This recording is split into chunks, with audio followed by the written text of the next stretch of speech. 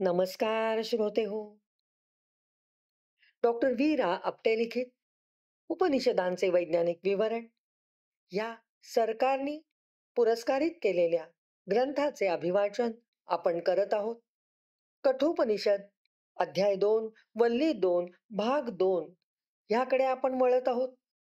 सर्व श्रोत्यांना सादर सविनय अभिवादन. चला तर माझ्याबरोबर या श्राव्य प्रवासाला एका श्रुतीने सुरुवात करूया. ऊर्ध्वं प्राणमुन्नयत्यपानं प्रत्यगस्यति मध्ये वामनमासिनौ विश्वे देवा उपासते. आत्मा वामनाचे कार्य करतो. प्राणाला वर नेतो व अपानाला खाली ढकलतो. तो वामन मध्यभागी बसलेला आहे. सर्व देव त्याचे जवळ असतात असा अर्थ या रुचेचा आहे. प्राण आणि अपान हे दोन प्रकारचे अत्यंत महत्वाचे वायू शरीरात आहेत. प्राण हा श्वसन क्रिया व अभिसरण क्रिया सांभाळतो. त्याचप्रमाणे अपान वायू हा अन्न पचन क्रिया, मलमूत्र विसर्जन क्रिया तसेच गर्भनिस्सारण म्हणजेच प्रसूती या क्रिया सांभाळतो. घशामध्ये दोन्ही वायूंचे कार्य अत्यंत सहकार्याचे असते. अन्नाचा घास श्वासनलिकेत उतरू नये, त्याचा थोडासा कणभागही अनवधानपणे गेला तर प्राणांतिक ठसका लागतो व तो कण बाहेर फेकला जातो व श्वासनलिका मोकळी होते. येथे घास गिळताना इपिग्लॉटिस नावाची झडप श्वासनलिकेवर बसते व त्या पडद्याच्या पाठीवरून अन्न श्वासनलिकेत न जाता अन्नाच्या जठर नावाच्या पिशवीत पचनासाठी उतरते. हे कार्य महत्वाचे आहे. ते प्राणवायू व अपान वायू यांचे सहकार्याने होत असते. वामन नावाचा बटू बळीला जसे पाताळात लोटतो तसे हे सहकार्य मिळवून वामन घडवून आणतो. हा वामन दोन वायूंच्या मध्ये त्याचे स्थान आहे. म्हणजे हृदयांतरी अपेक्स बीट नजीकच्या खळग्यात हा वामन अंगुष्ठ मात्र आहे. म्हणजे आत्मपुरुष किंवा प्राण त्याला म्हणता येईल.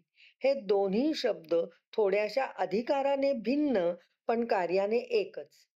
आत्मपुरुष ब्रह्मरंध्रात मोठ्या मेंदूच्या चौथ्या पोकळीत व प्राण हा हृदयात असतो. त्यांच्या कार्यफरकाने त्यांना ओळखता येते. न होऊन एकाला काढावा व दुसऱ्याला झाकावा. रंग रूप सारखेच.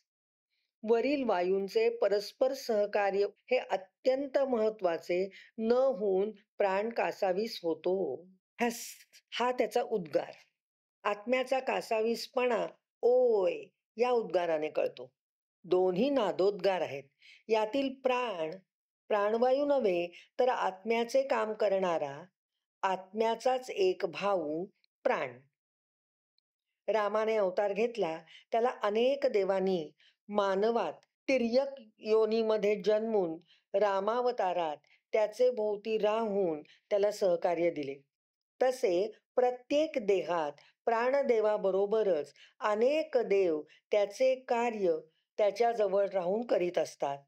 येथे अनेक देव म्हणजे दश इंद्रिये व त्रिदोष, सप्तधातू व पेशी समूह त्याचे सोबत राहून उपासते त्याच्या प्राणकार्यात मदत करतात. प्राणकार्ये निरनिराळ्या संस्थांची जोडकार्ये होत. उदाहरणार्थ श्वसन, अभिसरण यातील रक्तशुद्धी व अशुद्धता वायू रूपाने बाहेर फेकणे, सप्तधातू निर्माण करणे, पेशींजवळ अन्न पुरवणे.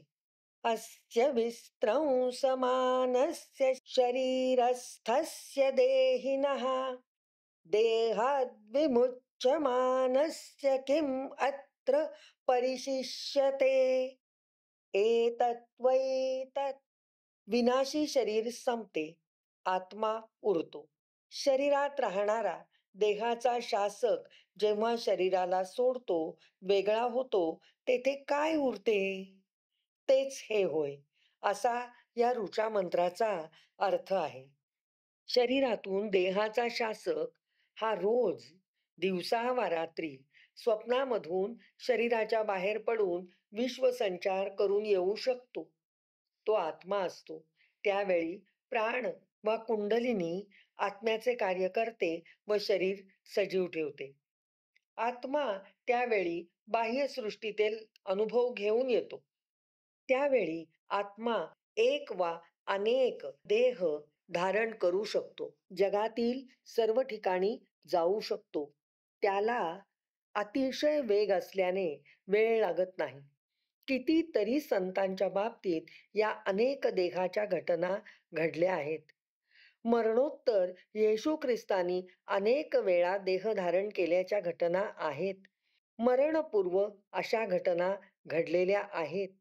स्वप्नात वा जागेपणी द्विदेह धारण करणे व वावरणे हे सर्वसाधारणपणे घडते, पण मृत्यूनंतर देह धारण करून वावरणे व तो देह सोडणे अपघातात होते.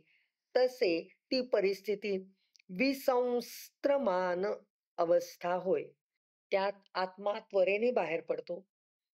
कुंडलिनी शक्तीच्या आधारे मन, बुद्धी, अहंकार, श्रद्धा, स्मृती, धृती, कर्म, कर्मफल, प्राणजीव स्वतः कुंडलिनी शरीराला सोडते.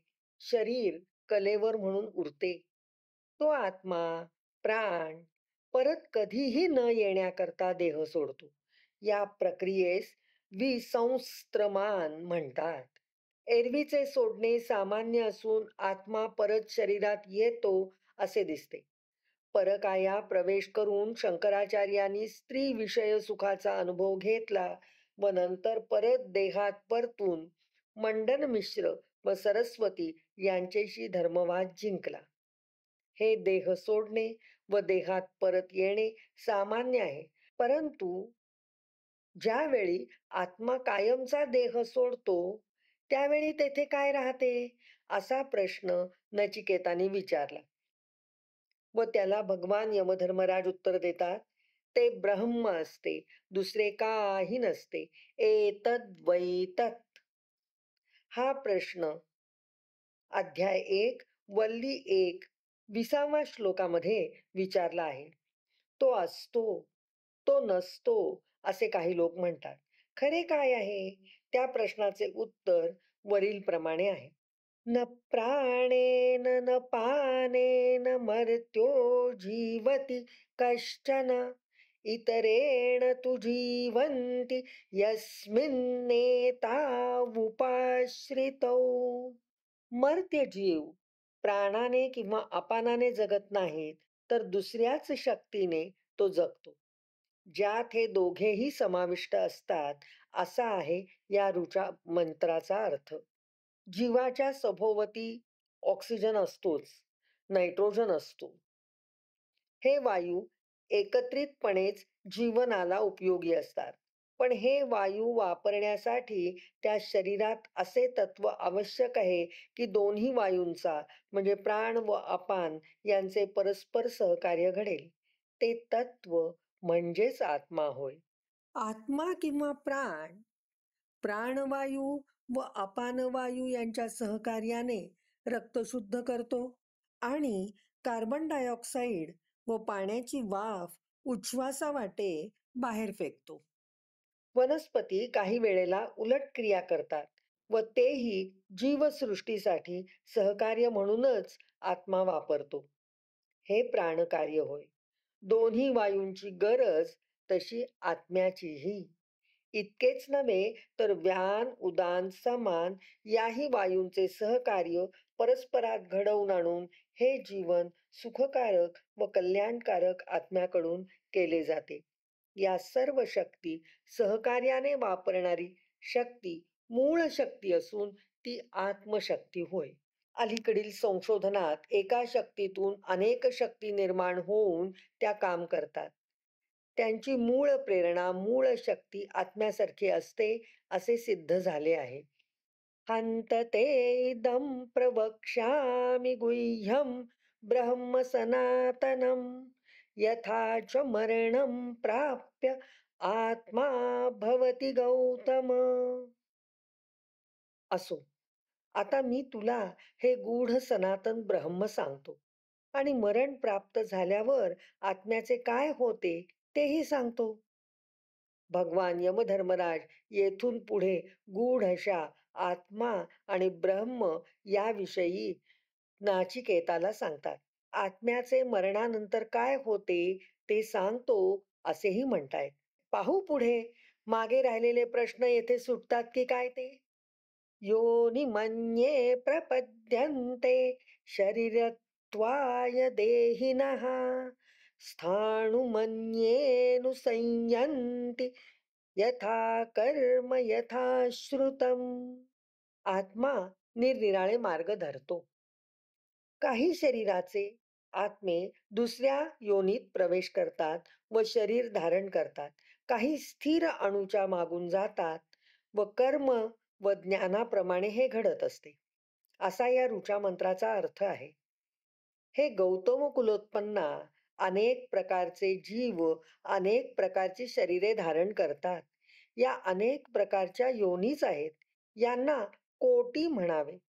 मनुष्य कोटी, देव कोटी, प्राणी कोटी, कीटक कोटी इत्यादी. येथे योनी म्हटले आहे. या कोटी वा योनीतील देह धारण करणारा म्हणून त्याला देहीन म्हटले आहे. तो कर्माप्रमाणे देह धारण करतो. उत्तम सात्विक वृत्तीचे, परोपकारवादी, सत्याचे भोगते, कुणावर राग न धरणारे, कुणाचेही वाईट न चिंतणारे, ज्ञानाचीच उपासना करणारे देवलोकी जातात व पुढे स्थिर अशा व सूक्ष्म अशा ब्रह्माकडे जाण्याचा मार्ग ते अनुसरतात व ब्रह्मत्व पावतात. अन्यात्मे तामस वर्तणुकीमुळे वासना कमी न झाल्याने, दुसऱ्याशी केवळ वैरभाव केल्याने, अनेक अपराध केल्याने, इंद्रियांची तृप्ती न झाल्याने त्यांना अनेक योनीतून जन्म व मरण, पुन्हा जन्म मरण घेणे भाग पडते. य एष सुप्तेषु जागर्ति कामं कामं पुरुषो निर्मिमाणः तदेव शुक्रं तद्ब्रह्म तदेवामृतमुच्यते. तस्मिल्लोकाश्रिताः सर्वे तदुनात्येति कश्चन एतद्वै तत्. काम कामना निर्माण करणारा झोपलेल्या जीवात जागा असतो तोच तेज ओज आहे. तोच ब्रह्म आहे. तोच अमृत असे म्हणतात. सर्व लोक त्याचाच आश्रय घेतात. कोणीही त्याला पार करू शकत नाही. हेच ते असा अर्थ या ऋचा मंत्राचा आहे. झोपेत आत्मा जागा असतो. झोपलेल्या माणसाला पायाला गुदगुल्या केल्या तर तो पाय मागे घेतो. या निजलेल्यात जो जागा असतो तोच या हालचालीस कारण आहे. श्वसन, अभिसरण, पचन आदी कितीतरी इंद्रिय संस्था सुखे नैव चालू असतात. त्याचे वर कोण रात्रपाळी करतो? तो आत्मा होय. झोपेत चालणारी वा हालचाल करणारी माणसे सॉम्नॅब्युलिस्ट त्यांच्या बुद्धी मनाच्या जागृततेशिवाय कित्येक कृती करतात असे आढळते. या सर्व कृती आत्म्याच्याच असतात. त्याचे चालणे, दाराची कडी काढणे, दरवाजा पुन्हा ओढून घेणे, फरलांगभर चालणे या गोष्टी सुद्धा आत्मा करतो. शरीर त्याला साथ देते. येथे मनादी इंद्रिये झोपलेली असतात. मेंदू काम करत नाही. अशा झोपेत स्त्री पुरुष अर्धवट संवाद घडतात.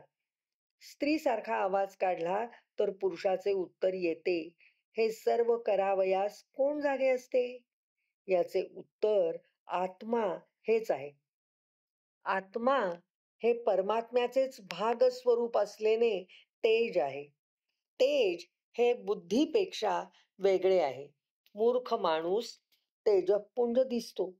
अशा माणसाला लोक त्याच्या तेजामुळे संत समजून त्याला भजतात. म्हणून बुद्धी वेगळी, तेज वेगळे, अर्थात बुद्धीला तेज असते कारण मनापासून निर्माण झाली आहे.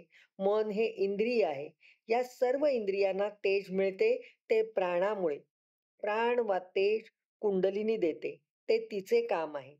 ती स्वतः अशा जलात स्पायनल फ्लुइड जे असते ते तेज जल असते.